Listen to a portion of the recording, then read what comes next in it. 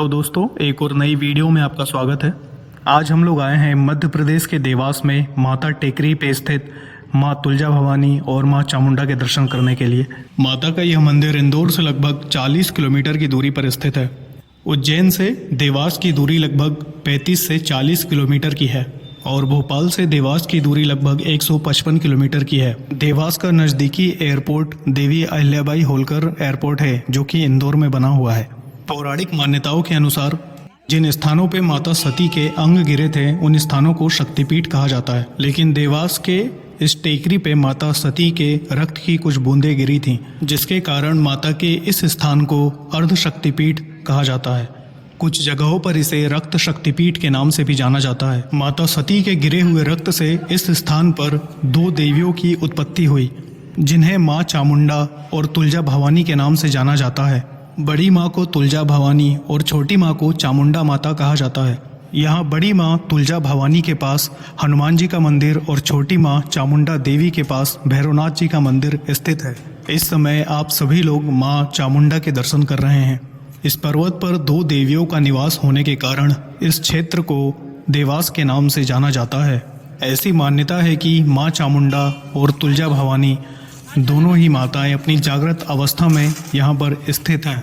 माँ चामुंडा, जिनके अभी हम दर्शन कर रहे हैं, इन्हें छोटी माँ भी कहा जाता है। माँ चामुंडा पंवार राजवंश की कुलदेवी कही जाती हैं। देवास एक ऐसा राज्य है जहाँ पर दो राजवंशों के लोग राज करते हैं, जो कि पंवार वंश और होलकर राजवंश हैं। पंवार राजवंश के द्वारा नवरात्रे के समय यहाँ पर माता का पूजन और हवन किया जाता है। कुछ जगहों पर मंदिर का इतिहास 1000 साल पुराना बताया जाता है। माता का यह मंदिर नाथ संप्रदाय के लिए प्रमुख स्थान रहा है। मंदिर में पूजा और आरती का कार्य नाथ संप्रदाय के पुजारी द्वारा ही किया जाता है। पहले माँ तुलजा भवानी की आरती की जाती है, फिर माँ चामुंडा की आरती की जाती है।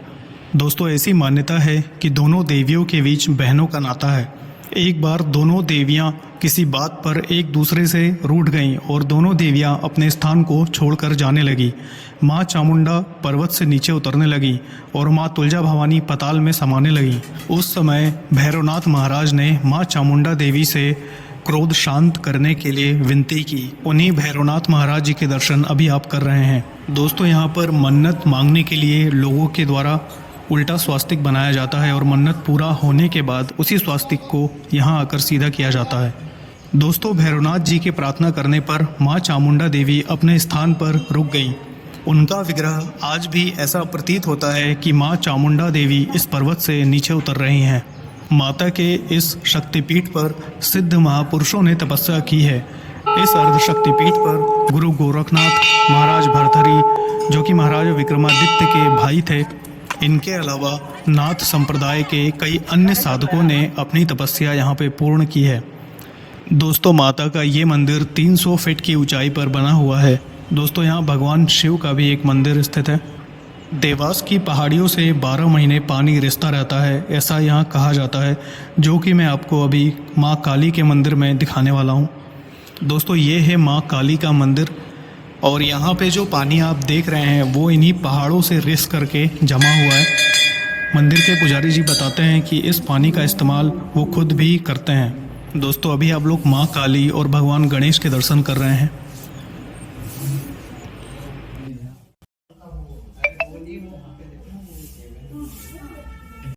दोस्तों, अभी हम लोग माँ तुलजा भवानी के दर्शन करने के लिए आए हैं। ये रास्ता सीधा माँ तुलजा भवानी मंदिर में जाता है और ये मंदिर का ध्वज अभी आप लोग देख पा रहे हैं।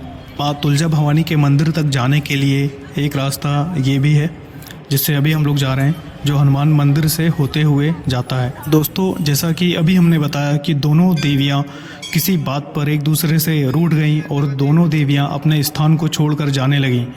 भैरवनाथ महाराज ने माँ चामुंडा से क्रोध शांत करने की विनती की और यहाँ पर हनुमान जी ने माँ तुलजा भवानी से अपने क्रोध को शांत करने की विनती की।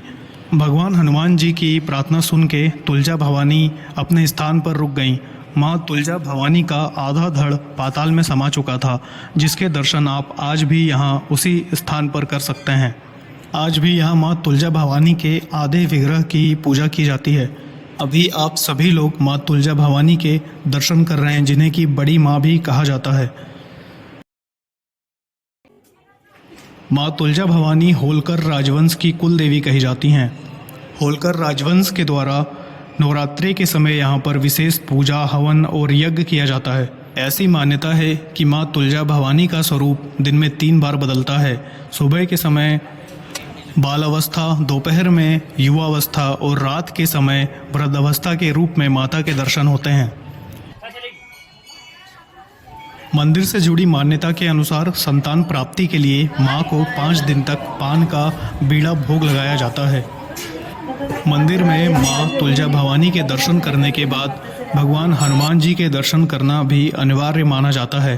तो आपको हमारी ये वीडियो कैसी लगी, आप हमें कमेंट बॉक्स में कमेंट करके बता दीजिए, जिससे हमें मोटिवेशन मिलता है आपके लिए इसी तरह की और भी नई वीडियोस लाने का।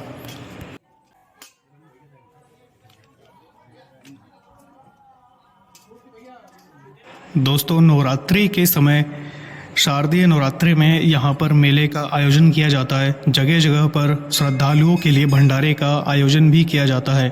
माता के दर्शन करने के लिए इंदौर ही नहीं बल्कि आसपास के शहर के लोग भी यहाँ बड़ी संख्या में आते हैं।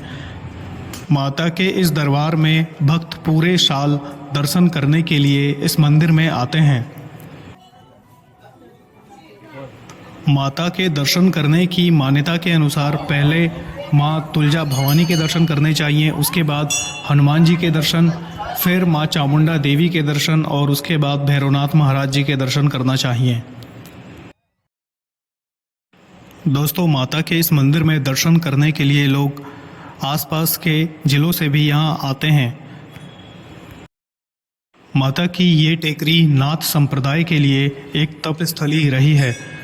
माता के मंदिर के ठीक सामने गुरु गोरखनाथ जी के दर्शन भी आपको होते हैं। दोस्तों, देवास एक औद्योगिक क्षेत्र है। यहाँ पर नोट छपाई का कारखाना भी स्थित है।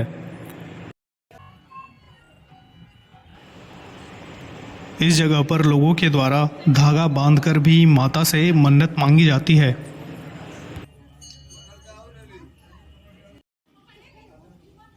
दोस्तों, ये हनुमान जी का मंदिर है जिसे कि स्वयंभू मंदिर कहा जाता है। यहाँ भगवान हनुमान जी की प्रतिमा स्वयंभू मानी जाती है। हनुमान जी महाराज का विग्रह यहाँ पर्वत में अपने आप ही बना हुआ है, जिसे कि स्वयंभू माना जाता है। माँ तुलजा भवानी के दर्शन करने के बाद श्री हनुमान जी के दर्शन करना अनिवार्य माना जाता है। दोस्तों, यहाँ पे एक मान्यता के अनुसार पत्थरों के ऊपर पत्थर रखकर भी माता से अपनी इच्छा मांगी जाती है।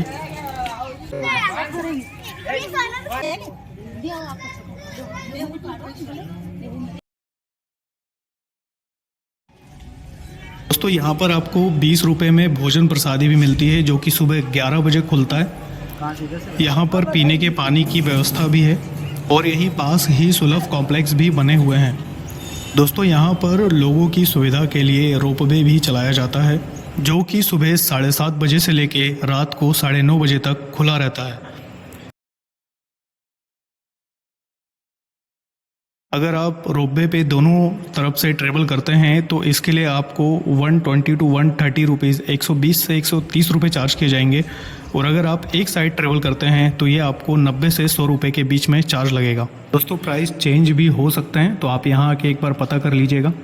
दोस्तों, हम लोग सीढ़ियों से ऊपर आए थे और अब बाय रोड नीचे जा रहे हैं। मंदिर तक पहुँचने के ये 2 रास्ते हैं।